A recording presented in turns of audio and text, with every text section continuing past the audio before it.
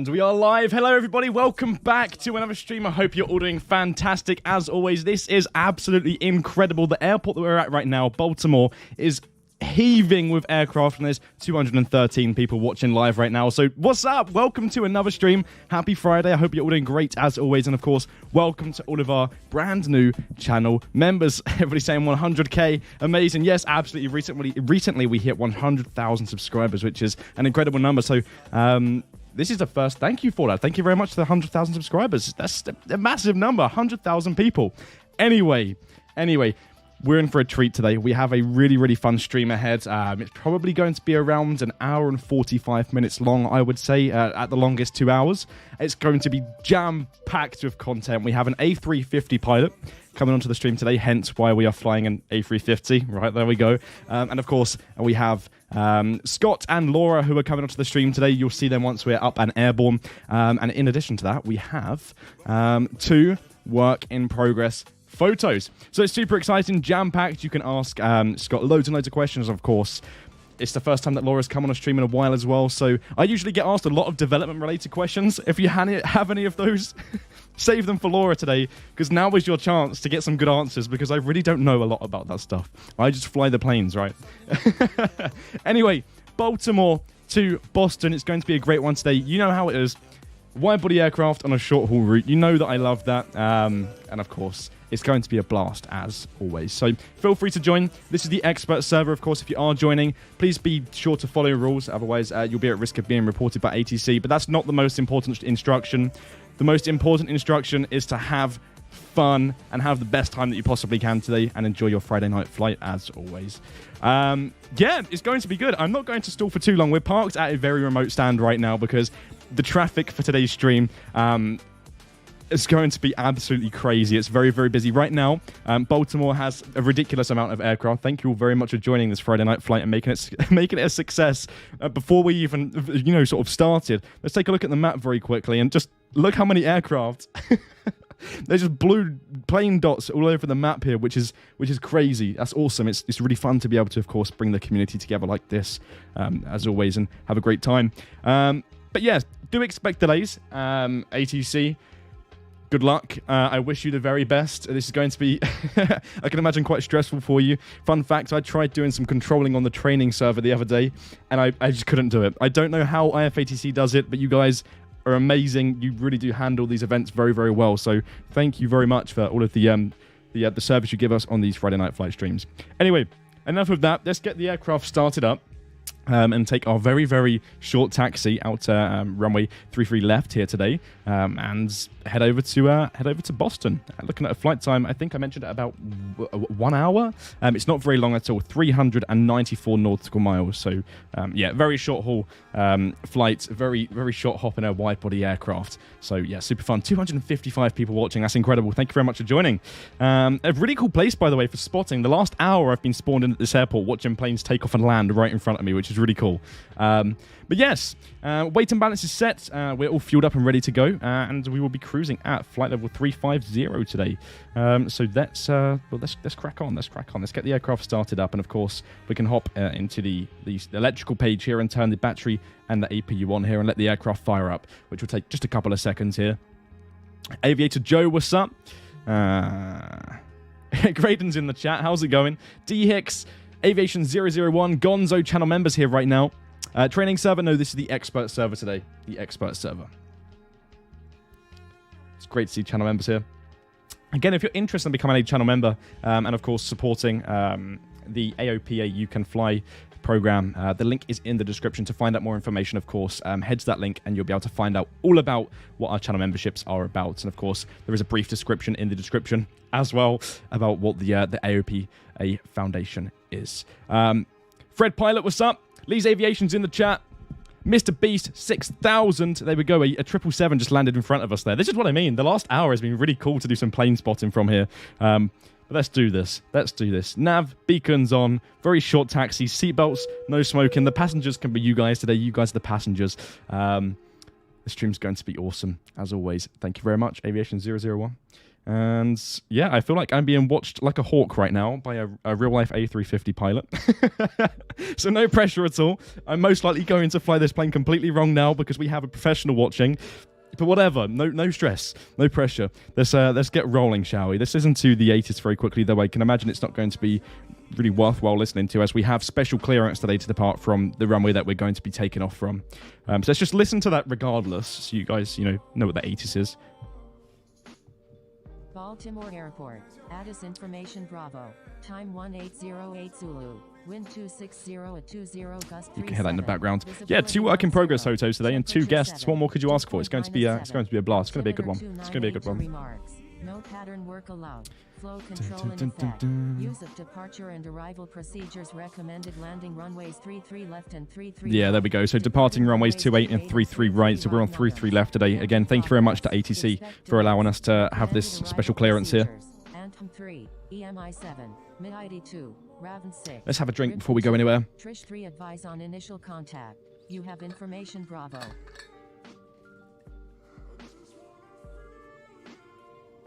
How is the, as always, of course, feedback is always greatly appreciated. If we ever start a stream and something's slightly off for you, of course, please do let us know so we can make adjustments to, like, audio levels, for example, ASAP before going too far into the stream. I think it's fine, as always, but it's always good to double check.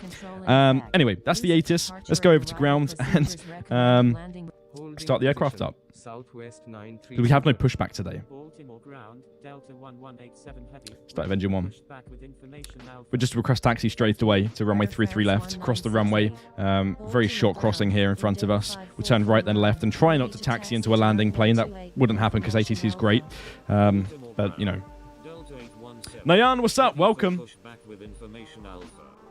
Baltimore ground. Oscar Hotel Mike Alpha A220 nearly done, Dan. Again, something I cannot answer, but Laura is joining us today, so if you have any questions about anything development related, save them. Obviously, don't bombard us with loads of development related questions, because I can't promise you every single one of them will be answered, but Attention all aircraft. Addis information Charlie is now current. Baltimore ground. JetBlue 555. Okay, engine 1 started. With information Charlie. Start engine 2. Ground. I very rarely fly this aircraft, but it's definitely a nice one to fly. Baltimore ground. Southwest 117. Ready for pushback with information Bravo. Oscar Hotel Mike. Craig D, what's up? Welcome. Holding position. Infinite Flight. S8S, welcome to the stream. Copied my flight plan. Awesome. Yeah, I'm not too sure if I mentioned that actually, but if you are flying with us today, then of course be sure to copy my flight plan. Are the doors open on that? No, they're not. No. Request taxi to parking. Nippon Cargo 2543 Super. Hold position. Holding position. Nippon Cargo. Always follow ATC. Said Gonzo. Yes, that's great advice. Captain Rye, what's up? United 1 Super. Currently doing a stream yourself. Nice. That's awesome. Jeffrey, what's up? This is Baltimore. Contact tower when ready. Taxiing to runway 28, Southwest 155. This is Baltimore. Echo Charlie India Kilo. Right, the chat's going crazy right now. If I focus on it too much, you're not going to get anywhere. We'll use flaps 1 plus F, and we'll use about 20% of trim. We're quite light. As you can imagine, short route in a wide-body aircraft, we're going to be quite light. I'm sure we'll get into the air in no time. ATC is ignoring me. Mr. Beast 6000, I highly doubt that ATC is ignoring you. Of course, if you have a look how busy the airport is, I can imagine they just haven't got to you yet. It's very, very busy, and of course, do be a little bit patient with ATC. I can imagine I'll probably have a little bit of a wait if I contact ATC right now. So AP, you can come off. Baltimore ground. United 1. Ready to taxi to runway 3. Jay, thank you for the sub. Request taxi to specific runway 33 left. Baltimore ground, Alpha Victor Delta Alpha November, ready to taxi to runway 285 people watching right now. Taxi to 33 left and contact tower when ready. There we go. Awesome. Let's taxi towards the runway then. 33 left, Alpha Victor Delta Alpha November. Holding position. Foxtrot Oscar Golf Golf Golf. Baltimore ground. Sierra Echo Sierra Whiskey Delta. Ready for pushback with information Charlie. Requesting runway 33 left. Can we get 300 people watching? Whiskey Delta. I'm not sure. Can we get 300 people watching? Possibly. Most likely, actually. It's quite likely. Oscar Yankee Mike Alpha X-Ray. Ready to taxi to runway 33 left with information Yankee. Very short taxi here. It's actually quite convenient, but obviously not very realistic parking away from the terminal. We're in executive jet today carrying special passengers. So they spawned away from the passenger terminal, right? Maybe an aircraft on final, so let's just come to a stop here. Let's have a look. Yes, there's an aircraft on final. We should be able to cross once they are down. It'd be a cool view, actually, to watch them land. I'll request crossing when they're down. Dan King, welcome to First Officer. That's awesome. Welcome to the channel as a channel member and supporting the AOPA Foundation's You Can Fly program. That's awesome. Enjoy your channel member perks. Requesting runway 33 left. Baltimore ground.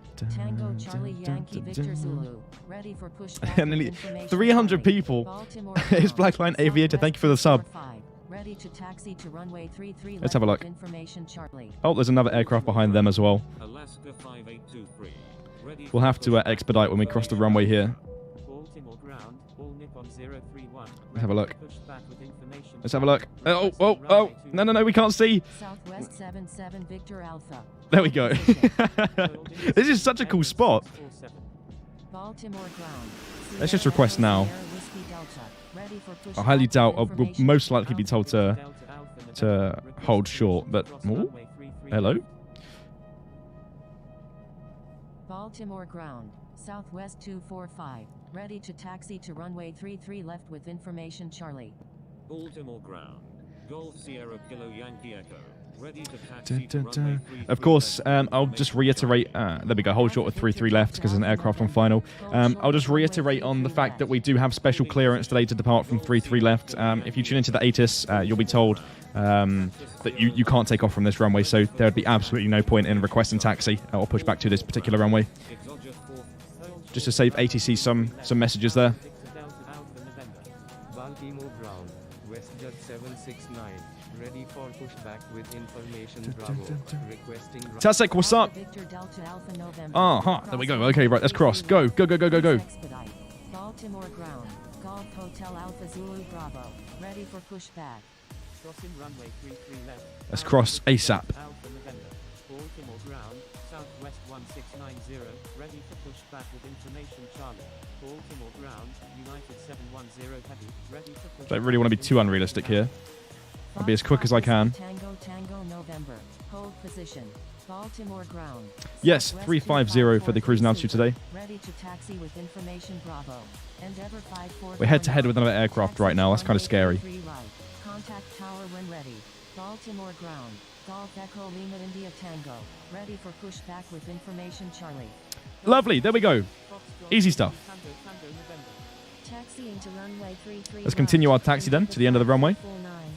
We should be airborne in the next couple of minutes. Southwest 93 Super. Ready to taxi to runway 28. Tango Charlie Yankee Victor Zulu. Hold position. Holding position. Tango Charlie Yankee Victor Zulu. Attention all aircraft. Please stand by. Controller changes in progress. Yeah, for the flight, the best flight simulator in the world. Transmit important messages. Sensor 446. Dan, you've got mad taxiing skills. Oh, here we go. That was just in time. Delta A321. Baltimore ground. Golf Sierra Kilo Yankee Echo. Ready to taxi to runway 33 left with information Charlie. 2021 flights. What's up? Ready for pushback with information Charlie. Shamrock 24. Hold position. Baltimore ground, FX 2819, ready for pushback with information Charlie, requesting runway. It's very windy right now, apparently. Golf Sierra Kilo Yes, it is quite windy. Hold position. Baltimore ground, Delta 23. Max Farley, what's up? Welcome back. Information Charlie. Southwest 245. Taxi to runway 28. Okay, right. When ready. We'll go over to tower then. Baltimore ground. Golf Victor Alpha Request Nova, departure. taxiing to runway 3 left. Southwest 245. I'm just going to turn this corner really quickly and then send it. Request permission to cross Not runway literally 10. send it, Baltimore ground. like the Golf saying. Hotel We'll hold Alpha short and Zulu send the Bravo. send the Ready for message. pushback. Requesting runway 28. Baltimore ground. Southwest 2543 Super. Ready to taxi with information Bravo. Southwest 2543 Okay, right. Is there traffic on final? Taxi Yes, to there is. runway 28. Contact tower when ready. 7 Tango Alpha Victor India, runway 28, cleared for immediate takeoff. Baltimore Tower, Alpha Victor Delta Alpha November, ready for depart. Alpha Victor Delta Alpha. Hold short at 3 left, as expected. There we go. Okay, that's fine. Holding short runway. Um, Alpha Victor Delta Alpha. Dan, how are you? I'm great, thank you. How are you? How are you? Potomac departure on 124.55, Southwest 2355.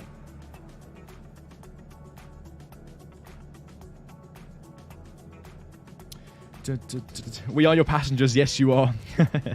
Any giveaways? There aren't any planned. There aren't any planned. It could change. We could decide to do one. To be completely honest with you, we'll see. We'll see how the stream goes. It's going to be quite a quick one, to be honest. As in, like the flight time, we could maybe do a giveaway when we land at Boston.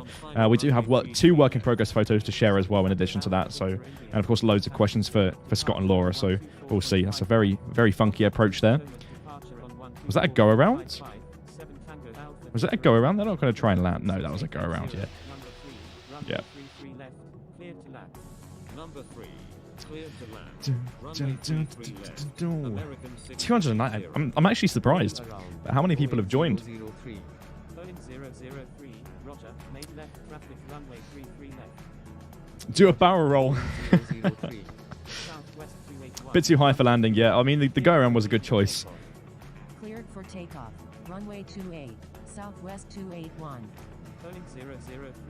Contact. We have a bit of a conflicting runway sort of situation here. We have 28 and 33 left that cross each other here. So getting a departure Air Canada 12. like in the right sort of sequence is going to be a good challenge for ATC when you've got all of this traffic to manage on final and whilst taking off. I see a gap potentially here, so we'll see behind the next aircraft that just lands here. Runway 33 left, cleared to land. Number 1, cleared to land. Runway 33 right, Envoy 886. Number 3. Cleared to land. Runway 33 left. Air Canada 12. American 6880. Maintain slow. 300 on the stream. Butter Zero. What's up, Butter Zero? What's up? How's it going? Potomac departure on 124.55. Maintain slowest practical speed. Well, the aircraft's actually being blown around a little bit here. I can see it. Contacting Potomac departure on 124. Slightly rocking side to side. Southwest 281. Southwest Very windy. 24, you're in an active airspace. Please contact Baltimore. Dan, you're a pilot. I'm not a pilot, by the way. I'm a student pilot. Line up and wait. 3-3 left. There we go. Awesome. Baltimore Tower. Let's be as quick as we can here. 4224. Landing lights are coming on. Departure at runway 28. Departing east. Line up and wait, runway 33 left. Alpha Victor Delta Alpha November. Southwest 4224, line up and wait, runway 28. Line up and wait, runway 28. Southwest. I didn't even notice that aircraft land. November 577 Kilo Sierra, when able turn right and contact ground, please expedite, traffic on final. American 6880, maintain slowest practical speed. Wilco, November 577 Kilo Sierra. American 6880, please follow instructions. Here we go.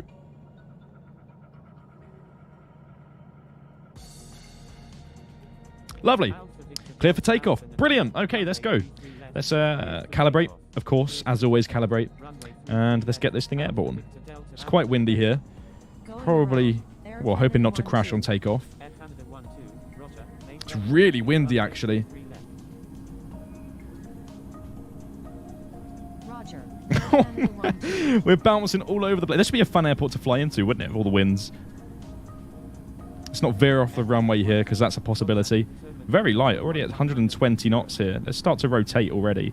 Slowly pull back, using that right rudder here to keep us on the center line. Potomac approach on 119.0. Air Canada 12. And we're going to keep using that right rudder. Gears coming up.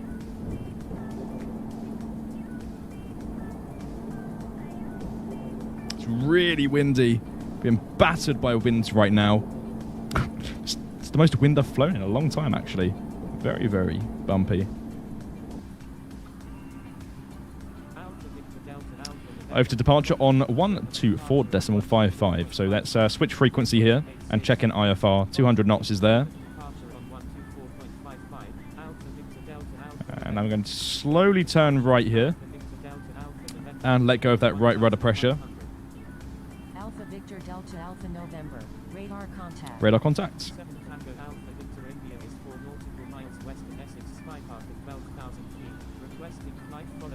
And bring that power back here. Turn right heading 090. Climb and maintain flight level 180. Bringing the flaps up. 281. United 334. Contact Washington Center on 128.0. LNAV coming on. Washington Center on 128.0. United 334. 710. And goodbye, Baltimore. Proceed on course to General Edward. Potomac departure. United 334. Let's just watch that speed then and see if we're going to join the flight plan. There we go. Yeah, it's looking good. Going to bring that vertical speed down. Nice takeoff. Thank you very much. Alpha Victor Delta Alpha November. Ah, okay. Climb and maintain 10,000 feet. That's pretty cool. Let's do that. Southwest 281. Frequency change approved. Good day. There's 250 knots. Frequency change approved. Southwest 281. Good day. 7 Tango Alpha Victor India. Contact Washington Center on 128.0. Busy airport down there today. Great turnout. Great turnout.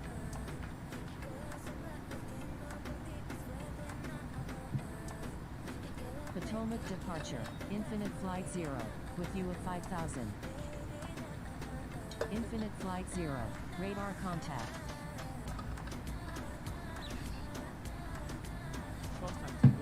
Your average gamer, welcome back. Welcome back to another stream. Good to see you here. Good to see you here. Infinite flight 0. Climb and Dan maintain Aviator in the chat. Climb and maintain First 12,000. Officer Jaden AR. How's it going? How's it going? I'm good, thank you. How are you?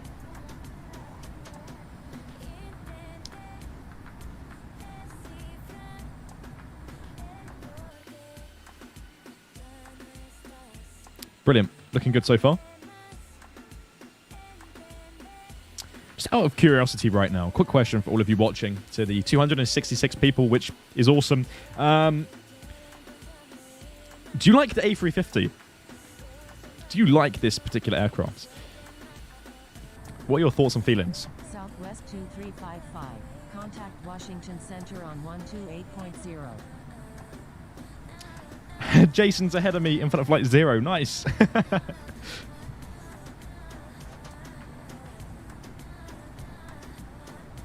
the north. Contacting Washington Center on 128.0. Southwest. In front of flight 0. There's Jason right now. Nearly at 10,000 here.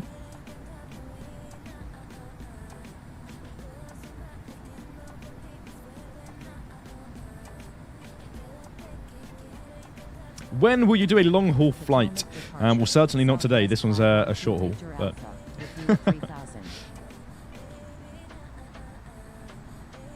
Potomac departure. Southwest 1 hour 11 minutes so far for the estimated time until arrival. That's definitely going to decrease a fair whack. We'll see. Southwest 4224. Requesting climb to flight. Alpha Victor Delta Alpha November. Altitude at your discretion. Awesome. Okay, let's climb up to flight level 350. Go straight there. Let's increase this. Alpha with you at 2000. Southwest 4224. Landing light can come off. We can also increase our speed now.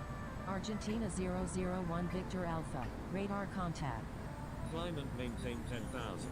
Southwest 4224. Southwest 512 Victor Alpha. Climb and maintain 12,000. Climb and maintain 12,000. Southwest 512 Victor Alpha. Infinite flight 0. Altitude at your discretion. Potomac departure. United 468 Heavy. With you at 1,000. By the way, Dan, I'm 8 subs away from 600 subscribers. That's awesome. Keep up the work. Keep up the work. We'll be at 1,000 subscribers in no time.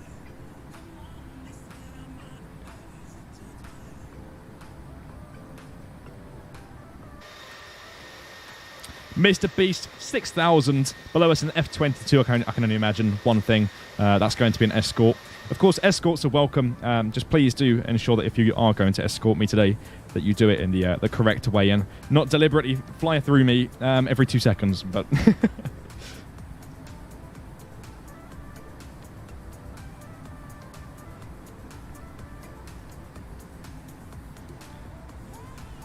go 310.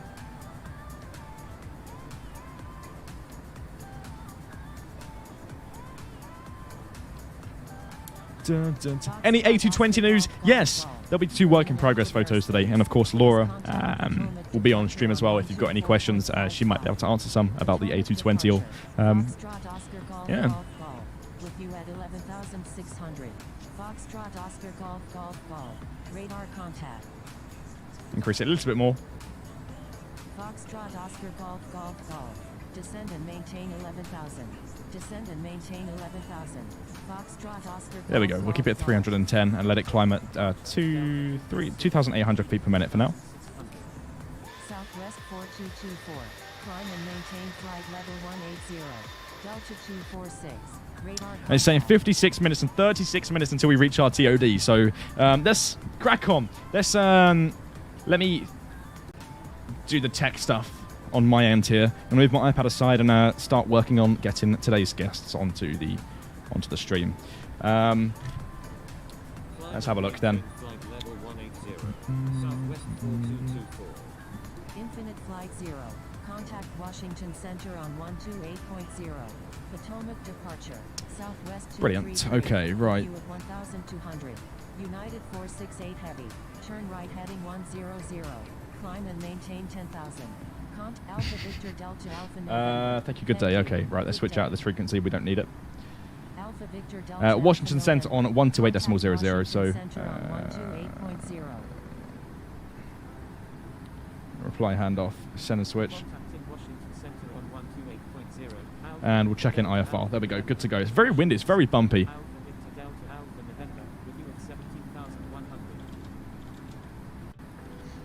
Alitalia 348 Heavy is 5 nautical miles northwest of. I can see Jason, the blue tag over there. Requesting miles approach runway 33 right at Baltimore. Alpha Victor Delta Alpha November. Radar contact. Okay, right, awesome stuff. Washington Center, American 494 Victor Alpha. Right. With you at 22,000.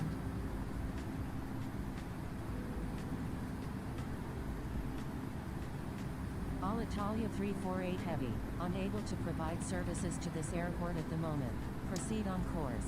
Southwest 3764. Contact Potomac approach on 119.0. Papa Juliet Brilliant, that Alpha works well. Tango Okay, Charlie. so Contact let's Potomac welcome 119.0. Scott and Laura. Chin Eastern 55 heavy. Hey, hello. Hello. How are you? Yeah, not too bad yourself. Yeah, really good. I was just watching you departing from Baltimore. I'm glad to see that it's as chaotic on the ground in the simulator world as it is in the real world. How was my takeoff? Even worse here. Takeoff was really good. I've got a brilliant. couple of pointers for you, though. Before Okay. we go on. When you're holding short the runway, the entire plane, not just the wheels, has to be behind the Okay. line. So you need to do a bit more on the braking. And we don't put the landing lights on until you've been given takeoff clearance. Oh, really? Yeah. Yeah. Ah, So okay. when you line up on any runway in the US, you wouldn't put the landing lights on until you've got takeoff clearance. Well, thank you for the tips. Yeah, the reason for that is it shows everybody if somebody else is going to cross the runway, because you could be in position waiting to depart, and if you don't have your landing lights on, people may be loath to cross the runway because they see another aircraft on the Okay. runway. Yeah. With no landing lights on, you're giving a clear indication that actually I'm not going to take off. But the second you put your landing lights on, you say, we're off. You might not want to get in the way. Makes sense, makes sense. Laura, how are you? Very good. How are you? Yeah, not too bad. Not too bad. Very busy departure. Yeah, it's quite the busy departure. Very busy at Baltimore. I can imagine Boston's going to be quite busy on arrival today as well. It's a very busy event, and I don't know if you've seen the viewer count on YouTube at the moment, but it's very high today. It's very high today, which is awesome. It's pretty quiet now in Boston. I have a 318 over there, and it's pretty quiet still. Not 220. No. Well, Scott, why don't you tell us a little bit about yourself? Maybe where your journey in aviation started to where it is now. Well, I started off in the military. I was a loadmaster to begin with, so somebody who's down the back of the airplane in C-130s. Okay. Then I became a pilot, and I flew C-130 and Islander, the BN2T Islander, the turbine version of that. Then I left the Air Force to go off and fly big airplanes for a major airline, and I started off flying the 747-400, which was absolutely amazing. It's such an iconic aircraft, and I flew that for over a decade. An amazing airplane to fly. And then just recently, in the last couple of years, I decided that we needed a change, and that change was the A350-1000. So I went from flying Boeing to Airbus. Nice. Which is a bit of a challenge in itself. Yeah. Let me just make some tweaks to the audio here very quickly.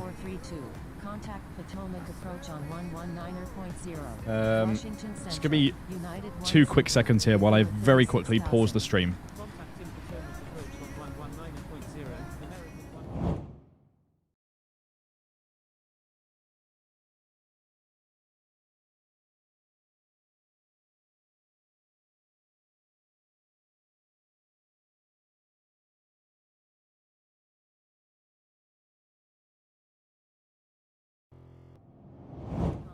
Okay, brilliant. We're back. Apologies for that. We had to just bump up the audio there, and we didn't want to show any user interface stuff that would make the stream look messy. Yeah. So on the topic of 747 to A350, how does it feel to fly the 350 compared to the 747?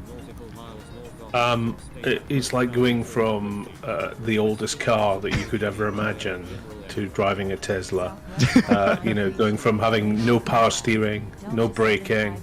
It's just amazing. The entire airplane is designed around the pilots. Okay. It's designed to be quiet. It's designed to be simple. It's designed to do all the hard work on the ground, so that when you get off that runway eventually, as you did in Baltimore, actually the airplane is really easy to operate. It's such an amazing airplane, hugely powerful. The Rolls-Royce XWB engines giving 97,000 pounds of thrust aside when both of them are operating at full power, so that's a lot of thrust. And to sort of give you an idea of what that is in real terms, it would take 27 Hawk fighter jets of the Red Arrows, so 3 full teams of Red Arrows, to match the thrust that comes out of one of the engines on the A350. Wow. That's quite a lot. Impressive. Yeah. It is quite a lot. Yeah. Wow. We don't use it all the time, as I'm sure you know, but it's there if you need it. Awesome stuff. Awesome stuff. Well, I'm sure there's going to be some questions in the chat right now for you. So to those watching, if you have any questions to ask Scott, or Laura for that matter, then feel free to, of course, drop them in the chat and we'll pick some out as we go. But another question, I have a question that I'm sure would help a lot of people out, actually. What tips would you give to the younger generation for becoming a pilot? Oh wow, that's a challenging one. So perhaps now isn't the time, Right. would be what I would say. So perhaps give it a couple of years, but you need to study hard at school. So you need to understand mathematics, you need to understand physics, and that will help set you up for flight school. And there are 2 ways to get into flight school. Everybody tends to go for the integrated long course that costs, £100,000 plus.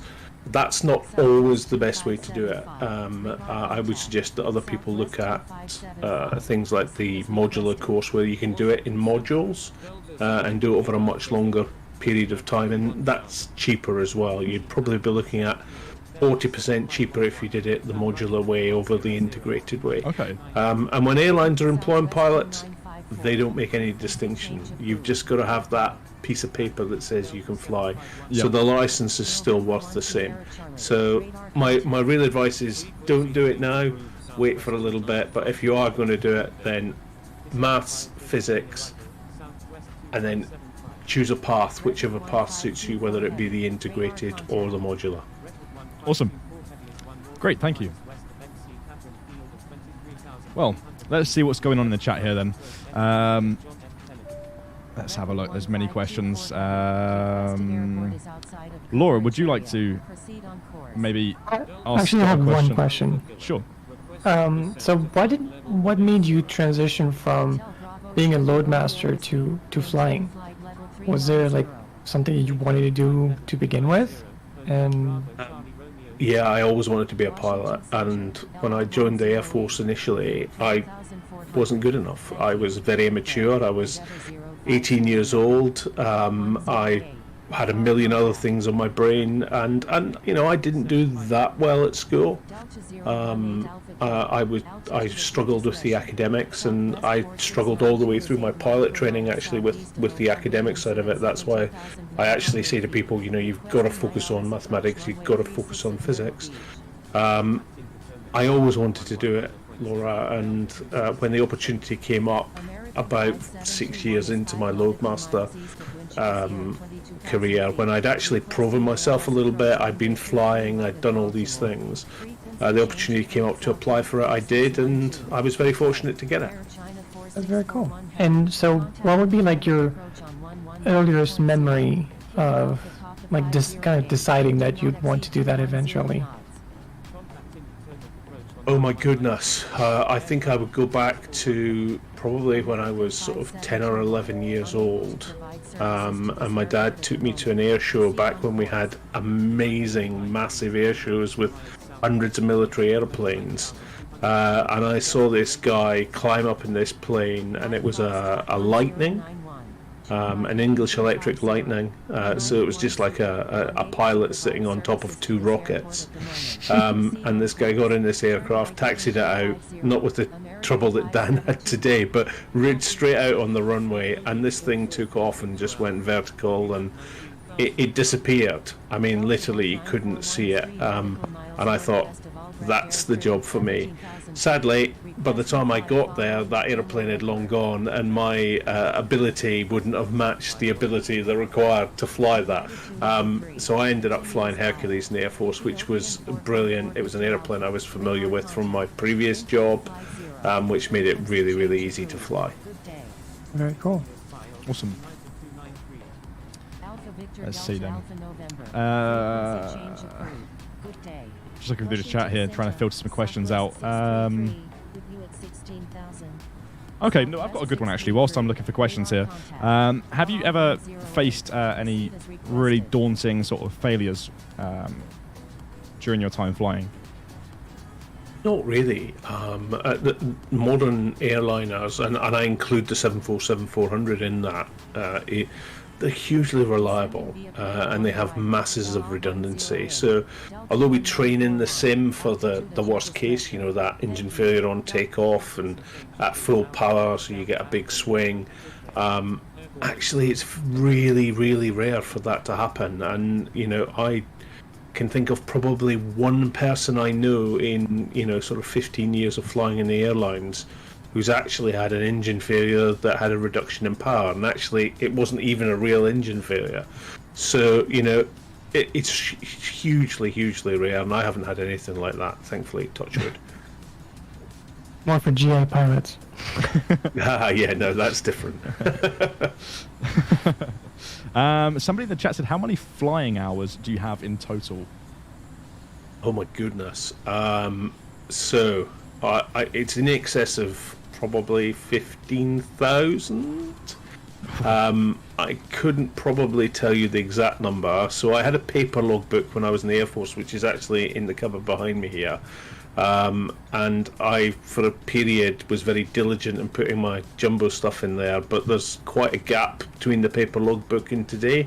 So I use a digital logbook now, and I think it's about 15,000 or just over 15,000. I haven't quite reached the 20,000 mark yet.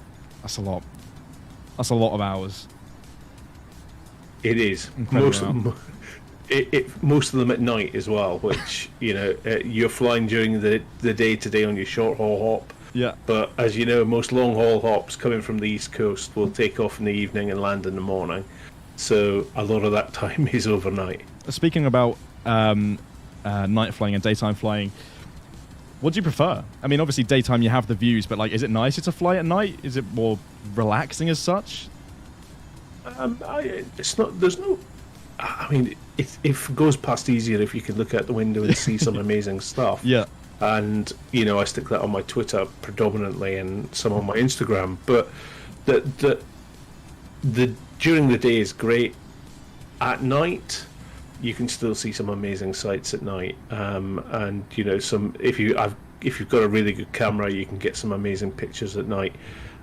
Particularly of things like the Northern Lights, if you're going on some of those more northerly routes, which is absolutely stunning and something I think that everybody should see once in their life. Nice. Northern Lights, I haven't. Laura, have you seen the Northern Lights? Never, no. No. That's something I'd love to see. Yeah, When I see definitely. those from the ISS recently, they had that French astronaut that was up there. They flew over like a huge set of Northern Lights. It was amazing. It seems crazy. Yeah, it is crazy, and we predominantly see them on our west coast to the UK routes.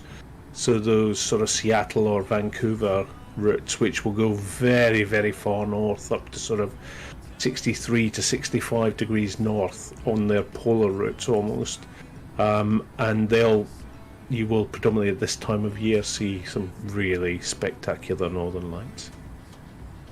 Yet to see them, but definitely would love to. Dan King in the chat right now, a channel member, has asked, question for the captain, what is your favourite of all time Airbus or Boeing plane? Oh, I have to say it's the jumbo jet. As much as I love flying the A350, there is nothing as iconic as the jumbo jet, the 747. It was a privilege to fly it. I bet. Well, they're slowly going now, aren't they? Which is a shame. Almost gone. Almost gone. Yeah. Well, certainly from a passenger viewpoint. Yeah, we have the 748, but it's just not the same, in my opinion. It's just not the same, is it, than the 400, which is an amazing plane. Well, Laura and I collaborated on a 748 project. Okay. Which many people may not know. So Infinite Flight were involved in a National Geographic documentary where they did the graphics for the VC-25B, which is the new Air Force One aircraft. Okay. So Infinite Flight provided the graphics for that, and if you watch that National Geographic documentary about Air Force One, all the graphics are provided by Infinite Flight, all the airborne ones. Pretty cool. It was a good project. Yeah, it was really fun to do. We had the livery done. We haven't shipped it because it's not an actual aircraft yet. But funnily enough, I think in that documentary, they got Trans-Aero planes, right, from that Russian airline, and so I used the same. I used the same folder to replace the textures, and yeah, it's. I wish the paint was a little more interesting, but it is what it is. Yeah, well, who knows? It may not end up being those colours. Who knows? Yeah. You have to wait and see for part 2 of the documentary, which may be coming soon. Well, just let me know if you need us. Got a good one. As a passenger, when you fly as a passenger, of course, flying planes in real life, do you sit there when in the different phases of flight and think about exactly what's happening in the flight deck? So if you push and start, are you thinking, oh, the pilot's doing this right now and that, or do you zone out? Do you completely forget about aviation and just relax? It depends on how much wine I've had, if I'm being honest. But I flew recently, and it's not so much you think about what's going right, but actually you get conditioned to what should be happening. Mm-hmm. And if it doesn't happen, you think, oh, that's odd. I would have expected them to have started the engines by now or something, and it means that very often you'll pick up on if there's something not right, i.e., they're going to be a little bit longer on the gate, or they're going to push and hold or do something like that. So you pick up on those things, but generally I just want to sit there, have a drink, and then go to sleep, and trust the guys and girls at the front to sort it all out. And I would do that if I were sitting at the front. So it's a bit of mutual trust they'll get me there. Awesome. Just a quick thank you to Grub for becoming a super fan. Thank you very much for becoming a channel member. You can view all of your channel member perks now on the membership tab on our YouTube channel, of course. Thank you very much for supporting the AOPA Foundation's You Can Fly program. Quickly, we are actually very close to the top of descent. We're 1 minute away, so about 18 nautical miles. Gone quite quickly. We'll be on the ground in no time. Laura, how would you feel about doing a month sub giveaway once we're down? Sure. Yeah? Absolutely. Even more to the stream. So, Scott, I'll drop a message in the chat that we have here and talk you through how this is going to go, and I'll let you be the one to essentially run the giveaway today. Okay. But yeah, you mentioned something about a wheelbarrow prior to the stream. Right, so here's my top tip for carrying out your approaches. And pilots, and I know you've got your top of descent coming up very soon, pilots would think about a wheelbarrow. And if you can see this is what a wheelbarrow looks like, if that comes on the stream. So this here is your cruise portion that you're in now. This is your descent. This is your approach to the runway where the wheel is, where you're going to put your wheels down and land down. But actually there's another bit of the wheelbarrow here, and that's actually the go-round.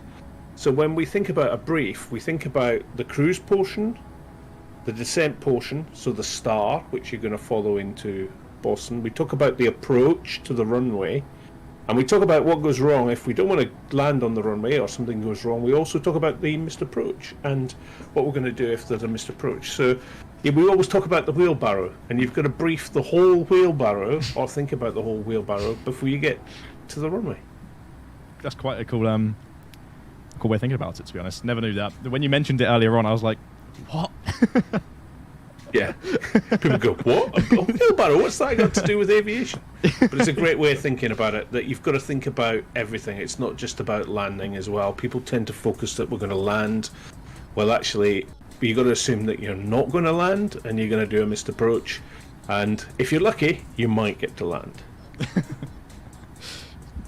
Well, here we go. I think it's time to do the work in progress photos. As we've literally just begun our top of descent, I'll put the work in progress photos on the screen for the descent here until we're a couple thousand feet above the ground. Then I'll transition it back for the landing. I'm just going to set that up very quickly on my end to make sure it's all running as it should be. Yes, it is. Okay, so Laura, you're most likely going to get questions, I can imagine, in the chat right now. But let's transition this onto the screen. So an A220 shot, indeed. A complete version of the one that you saw yesterday on our social media. Awesome stuff. All right. Do you have anything to say, Laura? It looks amazing. And I think everyone's going to like, when they finally get their hands on that 220. It's a really good model, well designed, and we've redesigned made an entirely new PFD MFD ACAS section, because it's unlike the Boeing and Airbus that we've designed before. So the designs are kind of different. There's some different little tidbits every here and there. So we couldn't really do like we did for the 319 or 320 and port it over to the 330 pretty easily. That's a really different design in some aspects. So there was a lot of work that was done to that. We'll show that soon. Awesome stuff. Awesome stuff. Well, who's excited to fly this aircraft? Let us know in the chat. It's definitely going to be a highly anticipated aircraft, 100%. Scott, how do you think you'd feel if somebody put you in a A220 and said fly it? I was just actually looking at that, and I thought actually it's very, very similar in architecture to the A350, and I think that's what Airbus is trying to do now. So Airbus, when they talk about the one family, I can actually fly on my A350 rating the A330 without even having ever set foot in an A330. It's on my license. So those airplanes are deemed to be so similar that I can fly both without having a separate simulator.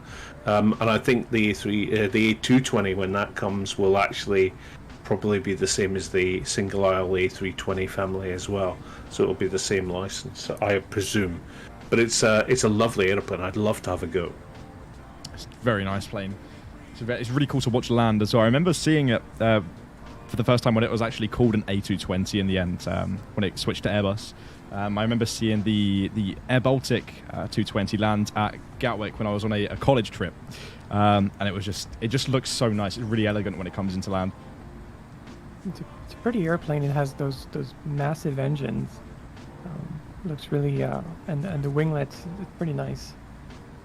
But coming back to the instrument, there was when I was looking at the differences between the Airbus and the Boeing and this one, it's funny how it was a different company that was making this one before they got acquired by Airbus, and you could see that they drew inspiration from some of the controls from a little bit of Boeing and a little bit of Airbus, and so that was interesting to see. Okay, well, the frequencies or the temperature or the wind vector is shown similar to the Airbus and not the Boeing in that one, or the vertical speed indicator is somewhat like a Boeing but has some inspiration of Airbus. It was interesting to do. Certainly added more def time, but it was fun to do. I think the screens are very 787, aren't they? When you look at them, they definitely reminiscent of the 787. Yeah, yeah, definitely. And they have this like little radio panel that does a whole lot more than the radio.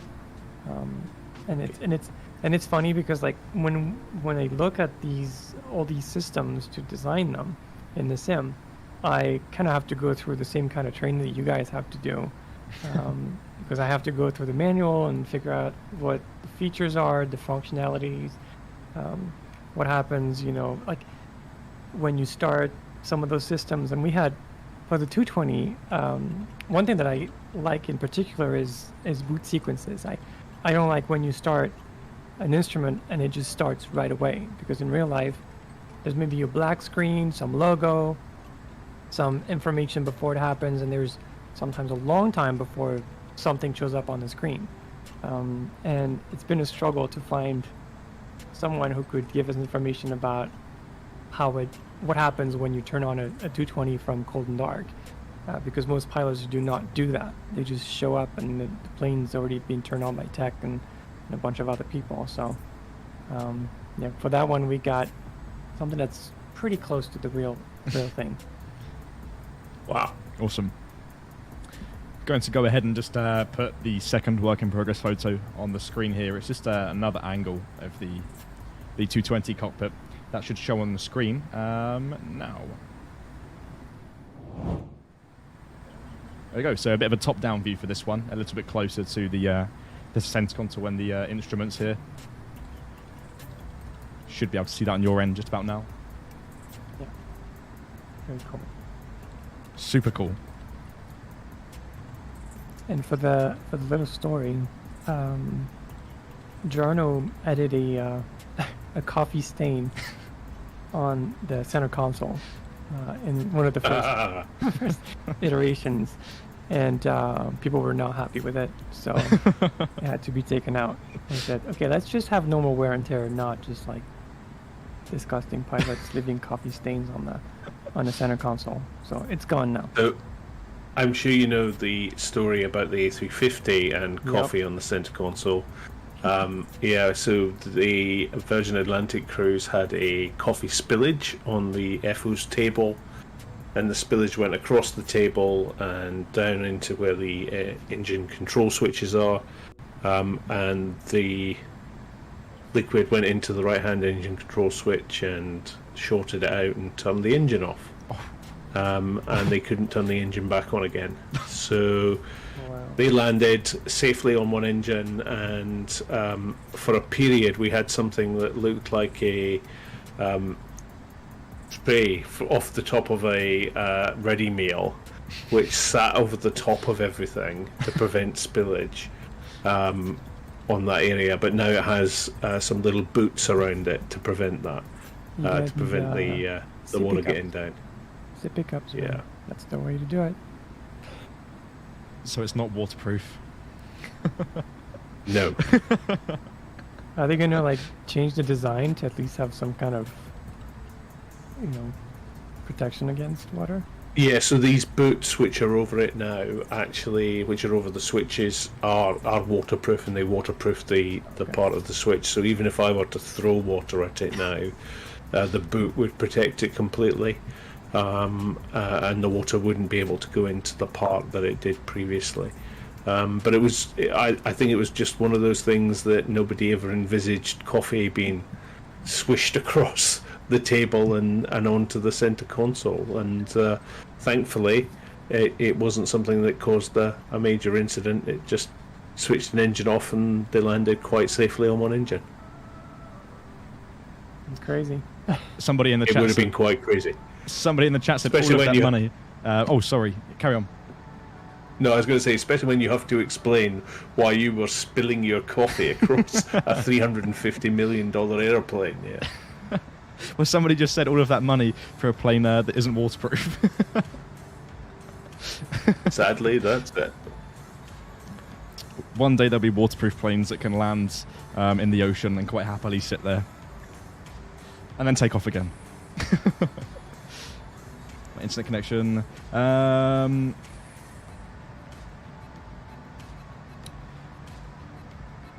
Laura, perhaps did you want to maybe talk a little bit more about the 220 at all, or do you want to be super quiet about that for the time being? I mean, I can answer some questions if people have questions, but it's, you know, the development is well underway, and it's a pretty fun airplane to fly so far. The behavior is close to what we have on the 319 in terms of what the AP settings are and the flight characteristics. So it's going to be an easy plane to fly. And I wish we had the 100 version, because I think all the BB versions of those planes are cuter, but this one's pretty nice. It's a really cool plane. I think everyone's going to enjoy it. I mean, it's quite a bit of liveries to make it interesting, so pretty fun. We have a question about the sounds. Are they going to be from the real A220? Laura, did you want to elaborate on that one? So not for the initial release, because sounds are difficult to get, especially at a good quality sets of sound. So not for the initial release. There was a little bit of change that we introduced to make sure that at least for the default aircraft, they use the what's technically a 737 sound pack with the CFM, so that we have a better startup and shutdown sound plus the APU for those, the APU sound for those models. So that's going to use that standard sound as a default. So we made it a little better.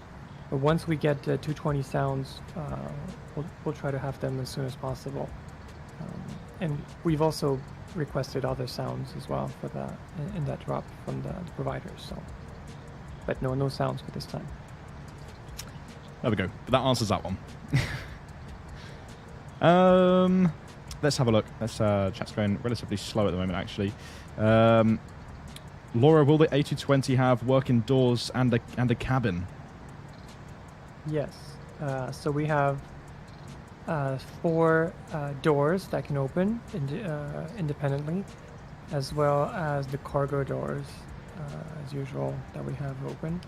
And this aircraft being smaller, we have the full cabin model. So there's less seats to render, so we can afford, and there's less, since it's smaller, there's less polygons to render.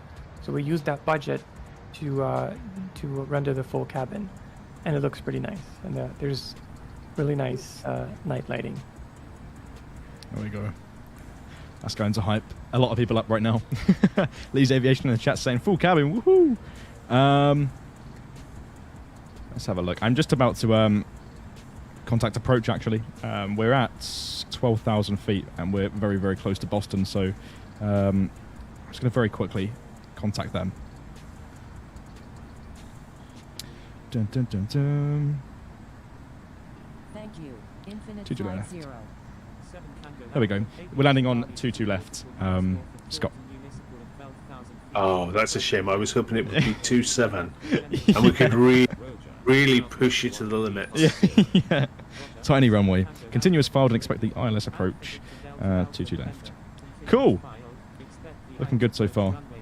It's nice to see those that you sometimes you plan an approach and you know the wind changes in infinite flight, and I like to before, like sometimes way before you can reach a destination, we added a system similar to the D-ATIS, the digital ATIS that they have in the US, where you can see ATIS that the controllers have currently. You can plan your approach, you can see the stars that they're recommending for approach, so that's pretty cool. Just sorry, I wish we had that in the real airplane. It would make life so much simpler. Don't you have that in the US though? Well, all of the world will have a digital ATIS which will update automatically. But apart from that, no, we don't have anything else. We don't draw down that live information that you can get sometimes through ADS or anything like that. We wouldn't do that. Cost money, Laura. Roger. Oscar Hotel Captain Juliet EU said, Alpha Jet Laura, 910, has the Alpha A220 officially taken off yet in infinite flight? Municipal at Yes, it 10,100 has. feet. Request Woohoo. GPS approach any runway at general It level. flies. And That's we a good have thing. flown it quite a bit of hours so far. Turn left heading 040. I have Air France seen on the 1968. beta forum that some people have taken it. They were looking for very, very favorable winds. I think the flight they did was from Dubai to, I think somewhere, maybe Shanghai or somewhere in eastern China. So a very long flight, about 8 hours, but very long distance because they had crazy tailwinds. Yeah. Does anybody have any more questions for Scott? Feel free to ask, of course. 300 people watching right now, which is amazing. 250 knots or greater. JetBlue 718. In the meantime, we are currently about, let's have a look here. Oh, overspeeding here by 1 knot. Do not exceed By 1 knot, I'm overspeeding. Oscar Lovely Hotel stuff. Juliet Um, November. Let's bring the vertical speed up here to bleed off that speed. There's a question that I've seen about the release time frame for the 220. We're aiming for 21.8, so the next release. So 21 means it's in 2021. So unless something catastrophic happens, it should be coming before the end of the year. Descend and maintain 3000. Lima, There we Quebec, go. Sierra, Romeo, Kilo. As I was about to mention before I got bleeped at by the overspeed warning there, we have about 11 minutes or 12 minutes or so until we touch down in Boston on 22 left. So not too long now. And of course, when we're on the ground, we'll do the giveaway, which Scott will do. Woohoo! Really interestingly, and I know it's not in this model, is that on the real A350, if you overspeed, it will bring up the speed brakes Oh, okay. automatically to bring it back into normal speed. Yeah, it's really cool. That's quite cool. The legend, No. the legend says that I have a feature like this on my version of Infinite Light. Wow. That's cheating. That's not cheating. It's a system that exists. It's been confirmed. So It definitely exists. It definitely exists, and it's really cool actually. I didn't notice. Does this have the auto emergency descent button on the center console? The the no. button's probably there, but we don't have a feature like this. Yeah. We Oh, don't right, have okay. pressurization Descend and maintain or 3000. anything like that. So 214. maybe at some point we'll have that. That'd be cool. Descend and maintain I'm just 4000. waiting to score Dan's landing. Yeah. That's what I'm looking for. No pressure at all. No pressure at all. For the entire flight, I've had a professional watching every single move that I do, so no pressure. Air France I Dan, wouldn't can I say ask a question? professional. Requesting descent Oh, to 5000. Yes, you are. It's what you do for a living. Dan, can I ask a question? Yeah, sure thing. Feel free to ask any question you would like to. When we're on final, or just near enough final, I'll go sterile cockpit. So Laura or Scott, feel free to pick up some questions from the chat when we get to that point, but that won't be for another 10 minutes or so. There's one asking if the buttons for the 220 are animated. We have the same ones as the other planes, so the APU and the lights, and I think it's PED button and the what is it? The seatbelt sign. Those are animated, and the rest are static for now. Scott, are you into general aviation? Yeah, I am. Yeah. So, like Laura, I'm a light aircraft instructor. I really enjoy flying little airplanes. It gives me something that I can't get when I fly my airliner. You can do some stuff in your little airplane that you wouldn't ever dream of doing in an A350. Certainly not in a real one. Maybe in the simulator. But yeah, I love it. I love my little airplane fly. do the spin recovery in the A350. Yeah, I don't think you'd be doing that. You might try it once, but it's not gonna happen. I see somebody there saying, Scott, have you ever played Infinite Flight? The answer to that is yes. And there'll be a video on my channel very soon showing you how rubbish we were at it. But that's for another day. I love it, actually. It's really good fun. Still I'm glad you like it. 3,000. Okay. So when are you getting that cub? Oh, don't start. Yeah. As you know, Mrs. Bateman is vehemently against it, and I want one like yours, Laura. Yours is amazing, but I have to save really hard to get one like that. You can get you know, like a regular cub. It was fun, honestly, to fly it. When my plane was down, I went to the local flying club and flew the good 1940 something J3. It was a blast as well. It was fun. It's lots of fun, and I love it. And I've never flown a tailwheel aeroplane, though. Oh, never, you know, really? people looking at me, never ever flown a tailwheel aeroplane. So people go, what? No, so in the Air Force I did all my training on the Slingsby Firefly, which is a tricycle, and then I went on to fly much bigger airplanes, none of which are tailwheel. So yeah, it's something Mark has promised to do. It's a safety issue. You need to get one. Just tell the administrator that you need that for safety purposes. Training, yes. Or as you know, you can come over here and I'll give you. I will. As soon as this allows and the weather's better, I'll come in. We can go around Paris and use it. Would be amazing.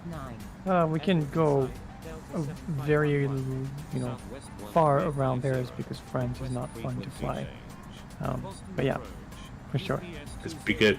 I see some of the questions there. What's the scariest airport I've ever landed at? That's a good one. They're all scary, actually.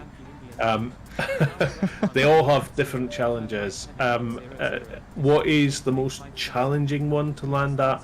Well, there's a very famous approach, which I'm sure all of you know, called the 𝗠𝗘𝗏 approach at JFK, and that is really challenging in a big airplane, particularly a jumbo jet. So that is quite challenging from a flying viewpoint, but there are others like Denver, for example, which is very challenging because it's so high up. It brings sort of altitude issues, plus also the weather issues just in the lee of the mountains there. You can get, it's the only place in the world I've had wind shear, real wind shear, and it's really challenging. Denver has all sorts of things going on around the airport that can make that a challenge. So they're all scary, really. You've just got to plan for them, and when something does happen, you're ready to deal with it. Matt is in the chat. Dear Crush is in the chat. It's Denver. Woohoo! What's up, Matt? Welcome to the stream. Matt's also a pilot. Oh wow. Yeah, and I see some people there mentioning the one tree left, 𝗠𝗏𝗏. Yeah, that's the one. It's always been a challenge, particularly in the jumbo. I have a. Sorry, Laura. Yeah, it's just too bad the Hong Kong airport closed because that one would have been interesting. Yeah, the checkerboard approach. Yeah. Well, to be fair, it's very similar to the one at Kennedy. It's a visual approach where you go through 90 degrees in that very short period, but actually it would be in between buildings in Hong Kong rather than over Jamaica Bay in New York. Right. Okay, right. I'm going to focus now on the landing because we're really, really close. We're just a couple of minutes away here, so feel free to answer questions in the chat if you see any that you think are interesting. Proceed on course. Delta 341. It says here, question for me, what would I do if I were on an A350 and there's an emergency? Would you go and fly the airplane? Well, it's an Airbus, there's hardly ever an emergency, and there are so many systems and backup systems for the backup systems that actually very few things would happen. And if I'm in the back of the airplane, I will have probably had a couple of wines. So me flying after a couple of wines is probably not going to be the best. But if there was nobody else left and it was a snakes on a plane type scenario, then yeah, sure, I'd give it a go. It can't be that hard. I have one for Do you. not exceed Um, 200 knots. When was your last go around, and what was the Heavy. reason for it? So with the exception of the simulator, where we practice them all the time, oh my goodness, I think it would have been at London Heathrow, and it would have been a jumbo, Descend and maintain so it's quite a long time ago, and it would have been that we got too close to the airplane ahead. So you know they will have missed a turn off or whatever, and we'll have gone around as a result of that. It's actually quite rare to do it.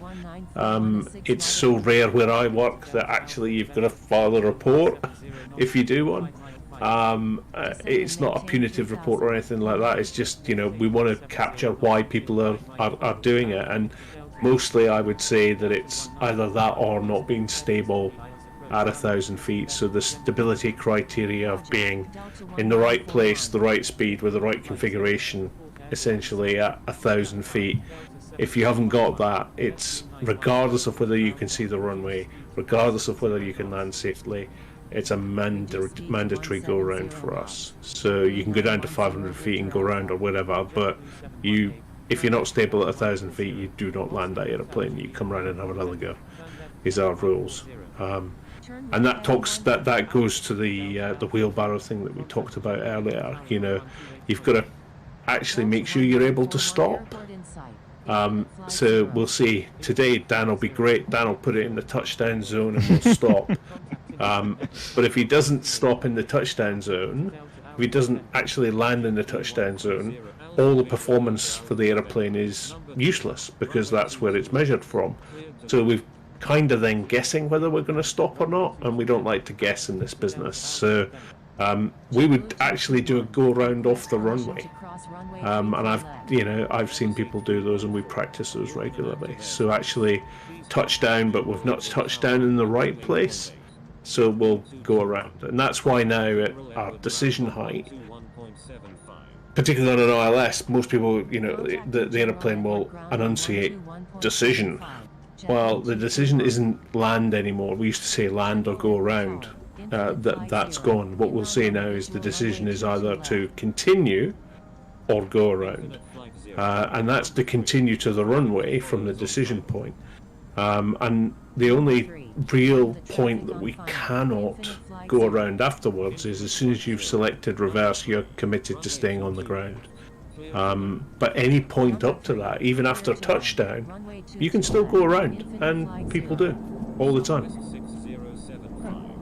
And I had a lunch recently with a friend of mine who flies for a French airline, and he's what they call I think it's called a safety officer, and they get apparently automated reports from the planes, and whenever they detect anomalies, like someone continued an approach that was not stabilized, they will talk to the pilots and ask, like, hey, you know, what happened? And so it was interesting discussion with him. Kind of see the procedures they have, and he told me like it's different in the U.S. They're a little more, maybe a little more strict. I think he told me that there's some. I think Ryanair is really strict about this. Like they kind of tell the pilots to they call the pilots right away, and sometimes for his airlines they don't do that all the time. It was interesting to see that. Yeah, so we've got a very similar thing where I work, spy in the cab, and it can sometimes take a couple of days or a few days. What normally happens is we'll file a report to say we've done something, which will have triggered a go round or not been stable. If we've not been stable and done a go round and then came round and landed and it was normal, you won't get a phone call because you've done the right thing.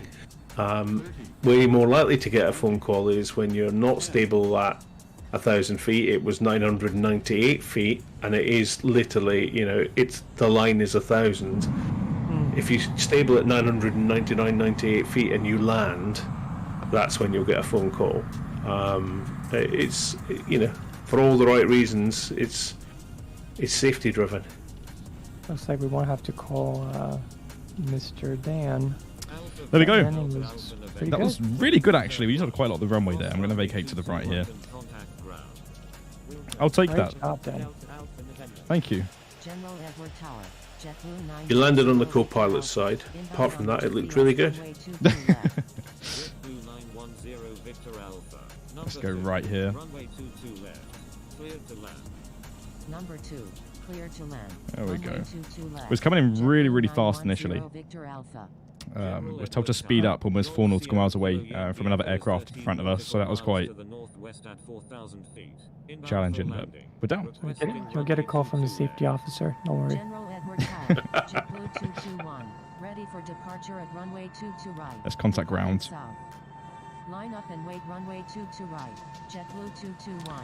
What's this? 22 right. Alpha Victor Delta Alpha November. Request permission to cross runway 22 right. General Edward Ground. 7 Tango Alpha Victor India. Request Here we go. taxi to parking. I can see Jason. Is that, no, that's you, Laura, isn't it? Infinite Flight 1. Sorry, what? Infinite Flight 1 in the 318 over there. Yeah, that's me. There we go. Hold short of 22 right. Okay. Awesome. Well, what we'll do, this is the plan. We'll park up and shut the aircraft down. And after that, Scott, I will drop a message into our chat here. And basically tell you what to do in terms of the giveaway. Thank you. Good day. Here we go. Just crossing the runway here. Can't wait. Let's start the APU. Oh, so Jason Concentrate just on this. landed. I didn't see his landing. Crossing runway 22 right. Southwest 118. Did you say somebody was landing? Oh, yeah, Jason was right behind you. Oh, was he? But, yeah, I didn't see the landing. Oh, yeah, I see him. Can't really judge. Right, okay, we're going to have to try and find somewhere that's able to cater for the 350 here, because it's huge. Doesn't it show it on the map? You have to go all the way down the other end. Yeah, yeah. The That's expert exactly. knows. I might know, yeah. Give him progressive instructions. Okay, yeah. With the 10-second delay. So is it? I haven't actually got my my chart, but there's a Lima, I think, right down at the end. Lima and Mike. Here we go. If I zoom in, you're about to see. Yeah, the and they're right down at the other end. I think I see where to go. Pakistan 777 Heavy. Ready to taxi with information Foxtrot. Yeah, I see where you've zoomed it. It's next to the business aviation terminal, so it's all the way around the corner. Is that all up here? the way down? I've zoomed Yeah. in. That it should. Since 21.6 I think 6 or 7, we show the parking spots that you can park at based on your aircraft category. Yeah. So I reckon the one that you can park on is the one just where you've clicked there. Yeah. There, yeah. E12. Terminal E, gate E12. Awesome, okay. We'll aim for that one. It shouldn't be too long of a taxi. God, So a I'll quick go question for you. What's your, like, when you land in a place like Boston, what's your mental state when you're taxiing? Are you like relieved? Are you excited? Are you like, what goes through your mind when you are taxiing to the gate? Places like Boston and Chicago particularly are very busy on the ground. And for a big airplane like the 350 or the Jumbo, it's a real challenge to taxi around, particularly in the dark. At this time of year, you know, it'll be dark going down there. And it's very tight. If you're going down to sort of Echo 12, it's very, very tight. So actually, you'll become almost more hyper-focused on the ground, because there's more threats on the ground than actually on the approach. Because actually the approach and the landing is the easy bit, because somebody else is essentially helping you with that, the air traffic controller. But once you get on the ground, there's vehicles moving around, there's people moving around, and it just the other week there was a picture of a container, a baggage container, sucked into the jet of a 777 at LA, because the baggage truck went in front of the aeroplane and it was sucked in, and that's actually a bigger threat. So you tend to lift yourself a bit after you've landed to just focus on that last 10 minutes of the flight, and you see everyone visibly do it, when you switch the engines off and turn the seatbelt signs off, you think, right, that's it. You shift from aeroplane then to actually, where are we going to be tonight, having chicken wings and a beer? That's the point where you change your thought. That's very cool. And is there typically a briefing after the flight, like when you land in Boston? Because I see when I landed, usually Air France and JFK, you will see the entire crew leave all together at once, but it seems like they didn't really have time to debrief anything, because they're like right there when you get your luggage and they go. So when does the debrief happen? Okay, so the pilots, as soon as we shut the aeroplane down safely, obviously the cabin door isn't open yet, so we get an opportunity then to talk about things that we did well and things that we could improve on, next time. And the thing with the airline is, and the A350 fleet where I work is quite a small fleet, so we fly with the same people over and over, so it's quite easy to get to know people and how they work, but generally you might not work with the same people a lot or at all, so picking up tips and hints from everyone else is always brilliant, because you're always learning as a pilot. Even with as many hours as I've got, you are always learning. Every flight you will learn something new. Right.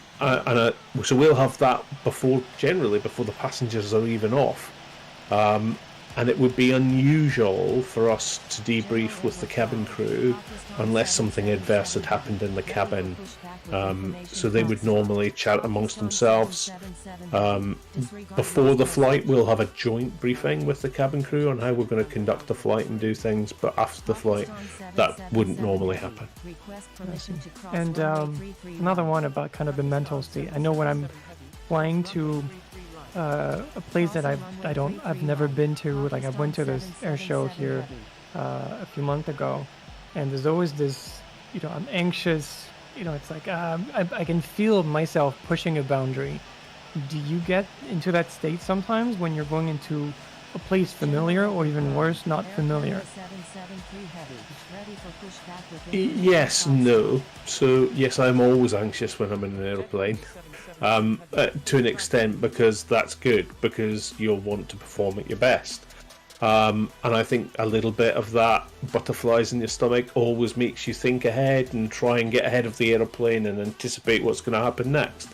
But from a planning viewpoint, and I'm sure you did this before you went to this airfield in your Cub, is that we have people who will research the airfield. We've got the published documents that we'll look at for that airfield. We'll look at Google Earth. We might even have a video somewhere on YouTube which we'll watch of somebody else flying that approach. So, recently I went to Atlanta for the first time. I hadn't been to Atlanta before, and actually the Atlanta is quite a challenging airport because it's a Delta hub and it's so busy. But the biggest challenge for me personally was, again, when we were on the ground. So the taxiing instructions were hugely complex. And if you're not familiar, particularly when the air traffic controller rattles that off, almost in a lilt, it's very difficult to pick that up first time round. So I would say the flying the plane bit is actually the easier bit. An ILS is an ILS. It doesn't matter. You end up on a runway somewhere. It's actually the vagaries of each airport and what they expect you to do are the more challenging things. And like everyone, I read up before I go. I refresh myself, even if it's somewhere I've been, a dozen times. I'll go back to the books when we were in the cruise doing Dan's cruise today was about 35 minutes, but in reality, in a real airplane, we're going to be in the cruise for maybe 6-7 hours, maybe longer. You can't eat for 6 or 7 hours, so there's lots of time there to sit and look at the books and chat about it with your colleagues and decide what you're going to do and have a plan. And unlike Dan, and I saw a question about this earlier, we're not single pilot, so we're going to be 2 pilots so we can share the workload, and we'll have a plan on how that workload is going to be shared before we get anywhere near a point where it's actually going to be a high workload environment.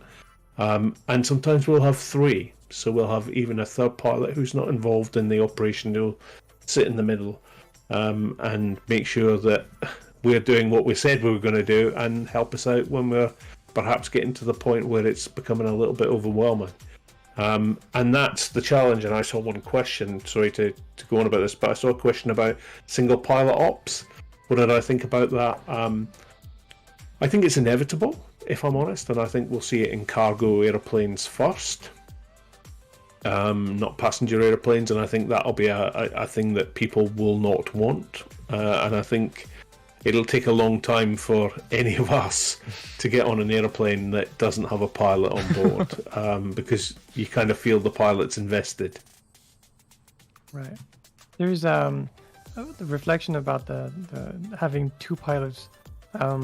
This reminds me of a flight, all the transcontinental flights that I've done. There was one time I remember whenever we switched, every flight we switched the front seat. It was a 𝗘𝗪𝗏, yes, the PIC was in the front seat. And it was interesting to see that every time the pilot in the back, who was basically just monitoring the situation, whether it was more on top of things because they didn't have to fly at the same time. And sometimes we'd be in the back and like, hello, he's been talking to you for 20 seconds and you haven't replied yet. And because one time was approaching Vegas, so we flew over the Grand Canyon for an hour and a half, 2 hours. So we were, the oxygen was kind of low and, your brain is slower. And it was great to have another pilot in the back to kind of be your wing person, so to speak, to kind of pick up any kind of slack you could be showing. But that would be, I guess, if I would be more comfortable having a fully automated system in the controls rather than just one pilot. But that's just me. I'm a tech nerd. Yeah, and to be fair, we use the automation, and I know in the 𝗘𝗪𝗏 you haven't got that ability, but we use the automation to the full, and I mean really to the full. So it would be very rare for me to hand fly an approach. It would be very rare for me to hand fly a star or anything like that. Those kind of things we practice in the simulator, but in the real world, because we want extra capacity, we want that ability to see where things are going wrong or potentially going to go wrong, round the next corner, so we can avoid them. And by allowing the machine to do the flying and all the automation to do the flying for us, actually you can sit back and just watch. And as you say, that the automation is really good. I did an auto land into Atlanta not that long ago, a couple of months ago, and that actually meant we didn't actually touch the controls from takeoff until we taxied off the runway at Atlanta. So it is possible. It's now Airbus have demonstrated they can do the takeoff as well automatically, so the potential for it to do that is much better, and it lands far better than I ever would, because it takes the thinking out of it, doesn't it? Because as a pilot we think and we try and do all these extra things. The computer just doesn't think. It knows it has to put the airplane on that spot at that speed, and it does it consistently. I wish I could be, consistent as the computer, to be honest. Yeah, it thinks just much faster than we could ever do it. I mean, I've seen that impact, having the autopilot in the 2 flights I did from California to New York. There was one I did without the autopilot in 𝗘𝗪𝗏, and the second one with the 𝗪𝗏. And in the evening in the 𝗪𝗏, I wasn't tired. I could have gone for another 2, 3, 4 hours of flying, but we just decided to stop, for safety. But it was interesting to see how, it was just the mental workload was much lower. And what we did during those flights was just looking at the weather and planning the next steps.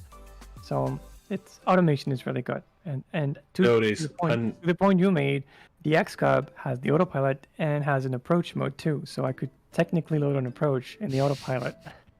Wow. But apparently, I've been told it's not legal to fly that plane IFR, so I can't do it.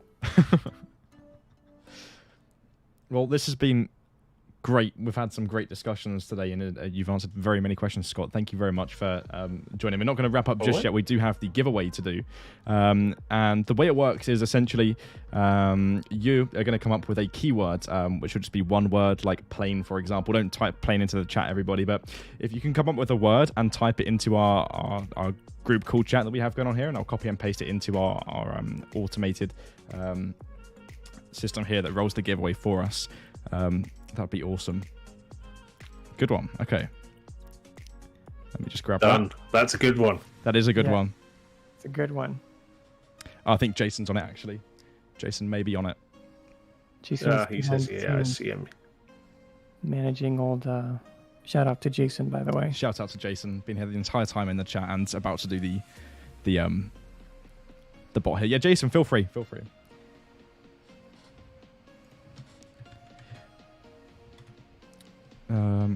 Let me see here. 2 seconds. So how does this work? Do people then try and guess what it is? Is it like a game of they Super have- Hangman? They have to type it, Yeah, and then Oh, you cool. decide. exactly. Something So called Nightbot will pick a winner. it's super easy stuff. It's really easy to do. Scott, when you're ready, would you like to say the keyword? The keyword Yeah. is Autoland. There we go. And now you see the it's chat go not. absolutely wild. Let's have a look here. Let me pull it up on my end. We just need the time for the delay. Yeah. Alright. Boom. I don't So know. There it goes. It's in one word. One word. Yes, one word. No spaces. We'll leave that on for just a minute here. If you are entering the giveaway... Lane. Auto lane. If you are entering, Whatever you that must stay on the stream. You must be present to claim the prize. Of course, if you do get picked and you aren't around to claim the prize, then we'll, of course, just simply re-roll it and give it to somebody else who's here. So, yeah, super easy. If you'd like to win a month Infinite Flight Pro, type in Autoland into the chat and we'll roll it in about 30 seconds. Chat goes crazy.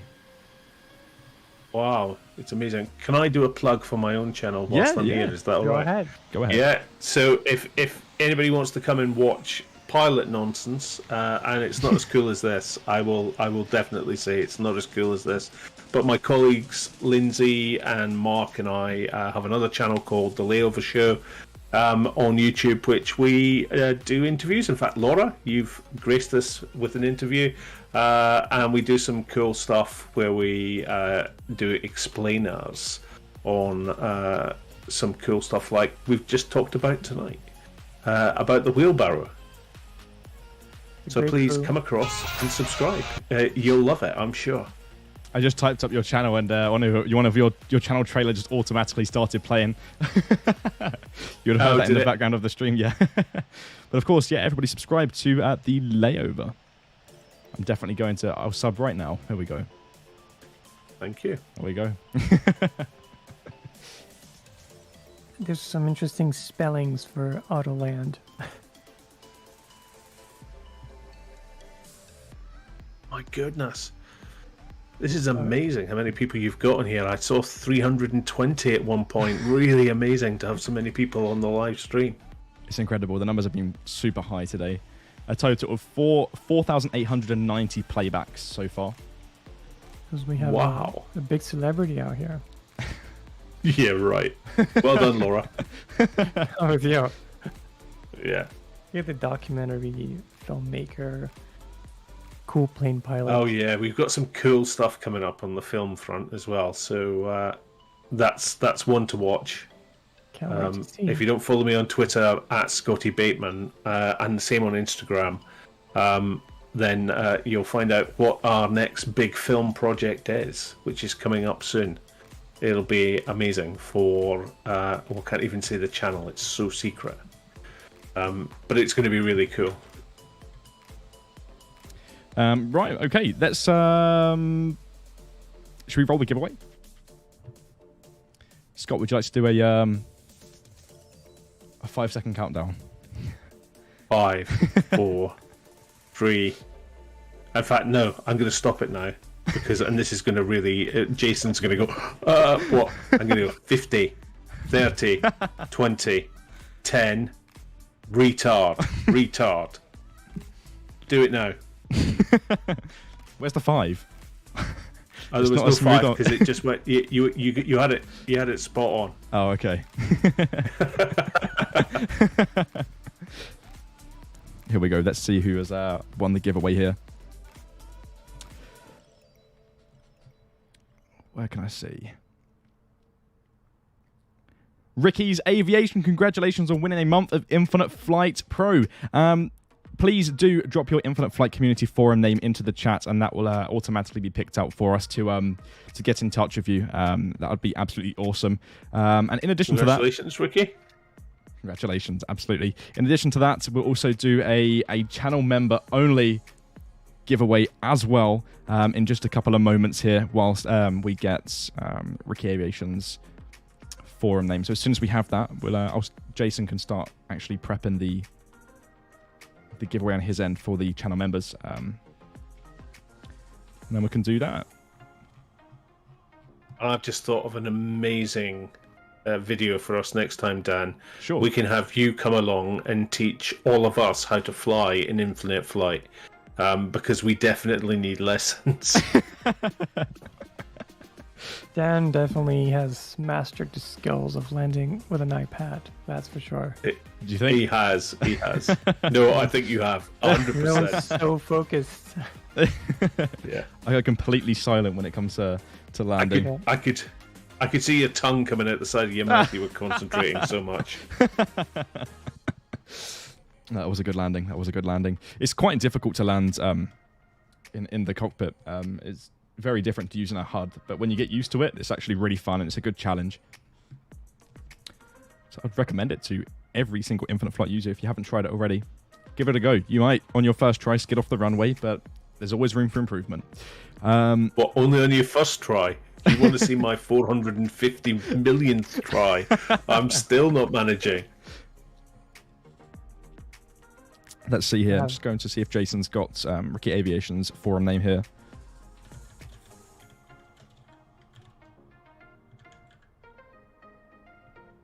Ricky's name. There we go.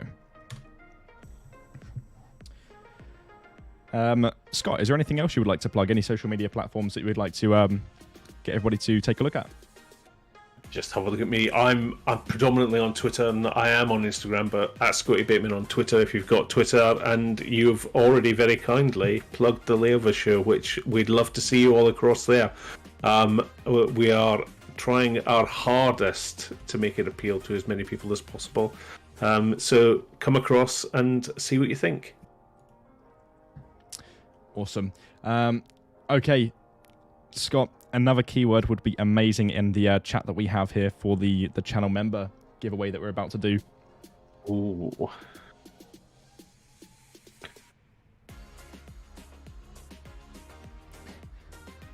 The focus, the dedication. Okay. Okay. Another good one. I wanted to make it a bit more challenging. Jason, it'd be awesome if you could let us know when that's ready to go. Well, in the meantime, we actually had a flight time today in this wide-body aircraft of 58 minutes. Really, really, really quick. I have this thing about flying wide-body aircraft on short-haul routes, though. There's just something satisfying about it, because you don't usually get to do it, but... Well, I think this week, it's great this week, isn't it? Because we've seen this week the Super flying on a number of short-haul routes in Europe. We've seen the A380 doing Frankfurt and Madrid over the last couple of weeks, which is... If you ever want to fly on an A380 and you don't think, well, I couldn't do long haul, you can buy I think it's about a 40 quid ticket to Madrid, and you can go to Madrid on an A380 and sit upstairs, which is pretty cool, I think. Yeah. It's pretty cool. The A380 is a great airplane. Too bad Air France discarded all of theirs. Laura, I remember pre-global days, before global come out, you flew more or less directly over my house from Paris Charles de Gaulle to, I think, was it somewhere? It might have been LAX. I'm not too sure, but you was on a 380. Probably LAX. Yeah, you was on a 380, and I remember commenting, "That's the sound of global," and you replied to the comment with laughing faces. That's when I was a really big Infinite Flight fanboy back in the day. I still am, but it was cool. Okay, Scotty, when you're ready, you can say the keyword for the channel members. The keyword is side stick. One word. In one word, yeah. One word. It's not amazing. Well, it is amazing, but it's not.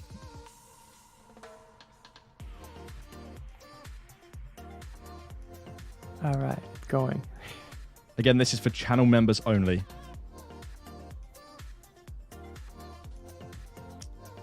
Wow, it's going really quick now.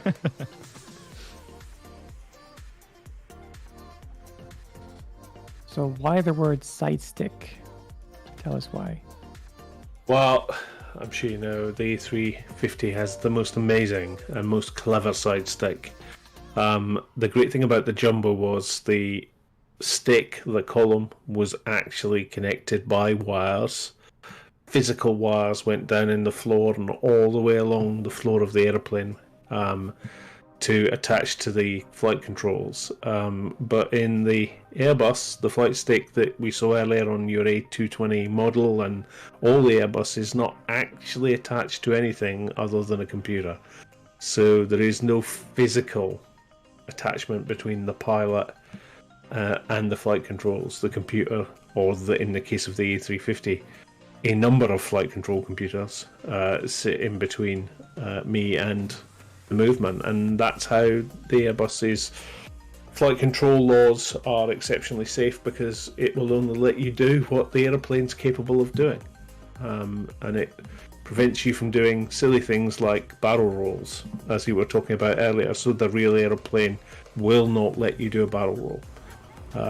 It'll get to about 110 degrees of bank, I think, and it'll say, "No, you're not having any more." And it'll roll. Fun. It'll roll it. If you take your hand off, it'll roll it back to, I think it's about 35 or 40. So it's no fun, but it does mean that if you pull it back really hard, as I'm sure we've seen at the air shows, the A350 will just pull up really steep, and people will think, "Wow, that's amazing. How does he not stall the airplane?" While the pilot is not doing anything. What the pilot's doing is just pulling hard back on the stick, and the flight control computers are saying, "Well, I'll give you as much as I can possibly give you with all this power to a speed that's safe for the airplane still to fly." And it looks very impressive in an empty airplane. Very, very impressive. It's amazing. We'll give it about one more minute or so before we roll this giveaway. I'm just actually setting something up on my end here very quickly. If there are any final last questions that anybody in the chat would like to ask, then please do. Now's your chance. Now is your chance. I think they're all typing side stick. Again, it's for channel members only. That's why you have to be a member. Okay, so should we roll it? Yeah. Scott, I'm putting your show on in the background here very quietly. Probably won't be able to hear the audio too well, but there we go. That's the layover YouTube channel playing in the background.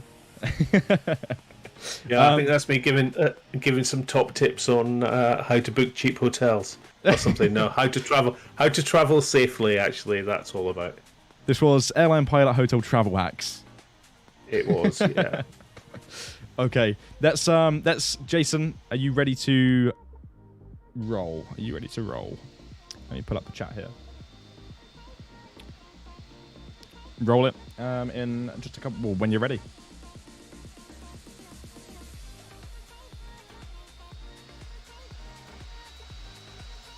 Let's have a look. I'm going to pull the chat up on my... Yep. All right, Jason, go for it. When you're ready.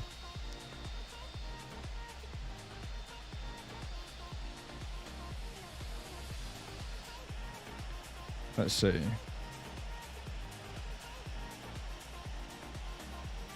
Some question there whilst we're doing that. Any advice on pilots trying to get a job in the current environment? Keep trying would be my advice. There are jobs out there. There are a number of airlines who are beginning to start to recruit again as we see a little bit of growth, but you just have to keep your options open and apply for as many jobs as possible. And even if you think that job is unattainable for you, then apply for it, because you might just be surprised. When I applied for my job where I work on the 747, I never thought I would get the job, and it was the first job offer I got. So don't think, I won't apply for that because I'll never get it. Just go for it. Just go for it. Okay. This is a bit weird watching myself on the stream and talking in the stream at the same time. It's a bit bizarre. Yeah. With that being said, we do have a winner. DHix3406 has won the giveaway. Huge congratulations. If you could just comment your forum username in the chat, and once we have that, we can officially bring this stream to a wrap as soon as that happens. Jason, if you could just let us know once you have the name, that would be awesome. And then we can start to say our goodbyes for this evening. It's been real fun, actually. I've never seen this before, done like this before, and it's really, really fun, isn't it? So cool to have infinite flight going on in the background while you have a chat. We could have been in the cabin of that A350 having a chat over a glass of wine whilst Dan was working at the front. It was ace. Exactly. Best ever. Well, thank you very much for hopping on. Appreciate it. I know, anytime. And Laura, thanks to you as well, of course, for coming on to another stream. It's always great to have somebody to talk to. It's great to stream on my own as well, but when you have two guests to talk to, it's twice as good. Yeah, it was fun. Thanks, Scott, for coming. And as always, Dan, you're an amazing streamer. I'm super happy to have you do this for us, and super fun. And your enthusiasm is great. Thank you. And if you ever get bored with Infinite Flight, Dan, there's a job for you on the layover. Oh, brilliant. No, we got him. We got him. Laura, I coach our people. Laura, I quit. I quit right now. I'm going. No, I tell you what, you wouldn't like our rates, I can tell you. Oh, well, let me just quickly...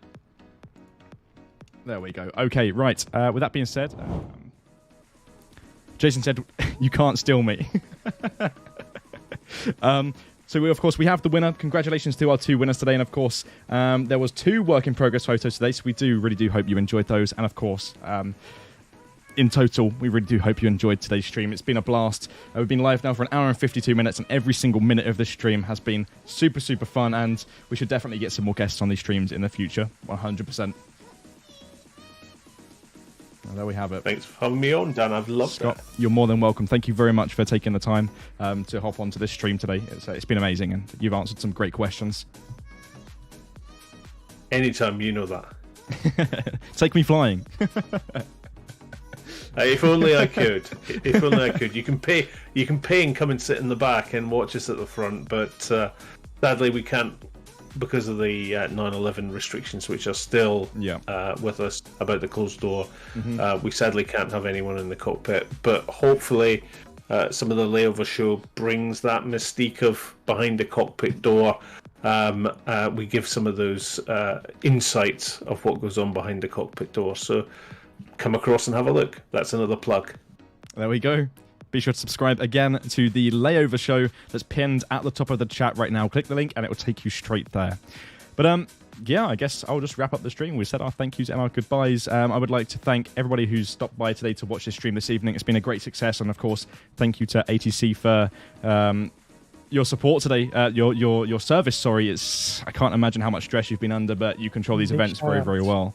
Yeah, big shout out. Big shout out. The last thing to do now would be to give a shout out to our channel members. So I'll do that very, very quickly here. If you'd like to become a channel member, the link is in the description, of course. By becoming a channel member, you'll be supporting the AOPA Foundation's You Can Fly program, and all details about that are in the description. And of course, if you do click that link, you'll be taken to the page where you'll be able to see what channel memberships is all about. But there are some great perks, and I would recommend becoming a channel member, because it's for a good cause, and 100% of the revenue goes to AOPA, which is amazing. So let's give a shout out 2 seconds here. Current level. Super fans. Here we go. Shout out to Golf Hotel Alpha, Zulu Bravo Gabs, Grab, Sam Voigt, Syncline, Santiago Farfan, Hector, Winglet Productions, Samuel Weber, Gonzo, Crazy B, Jabir, Butterzera, and Druv. Thank you very much for being channel members on this channel. It's greatly appreciated. Yeah, with that being said, have a fantastic weekend. Scott, Laura, and everybody who's watched and joined this stream today. It's been my pleasure to, of course, live stream again. And we'll see you next Friday. As always, keep the dirty side down. Have an amazing evening. And we'll see you in the next one. Goodbye, everybody. Bye, everyone. Bye.